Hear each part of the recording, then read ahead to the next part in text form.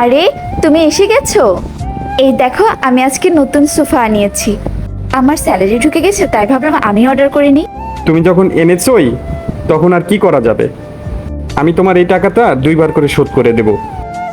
রোহিত, কি আমার তোমার শুরু করলে? এই বাড়িটা তো আমাদের, আর আমরা যেই আনি না কেন সেটা তো দুজনেরই হবে, তাই না? যখন আমি নিজের স্যালারি থেকে কিছু নিয়ে আসি তখনই তুমি এমন বিহেভ করো। আমি সাকসেসফুল হয়ে গেছি আর তুমি হতে পারোনি, এটাও কি আমার দোষ?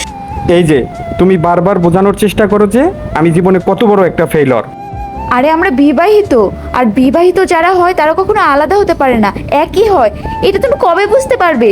যাক, এই নিয়ে আমি আর কথা বাড়াতে চাই না। আমার মাঝে মাঝে অনেক ভয় করে যে আমি অ্যাক্টিংয়ের জন্য কত বড় একটা চাকরি ছেড়ে দিয়েছি। যদি আমি অ্যাক্টিংয়ের দিক থেকে কোনো সফল না হতে পারি, সব কিছু শেষ হয়ে যাবে। আরে তুমি কেন এত ভুলভাল ভাবছো? আমার বিশ্বাস আছে যে তুমি পারবে।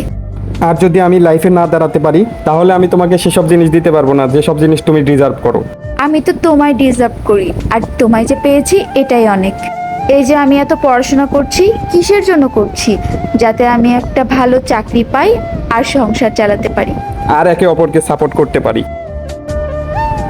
আমি আর কোনোদিন তোমাকে ছেড়ে কোথাও যাব না। প্লিজ আমাকে ক্ষমা করে দাও। I am sorry. এটি ভালো লাগলে অবশ্যই লাইক আর চ্যানেলটি সাবস্ক্রাইব করে দিও।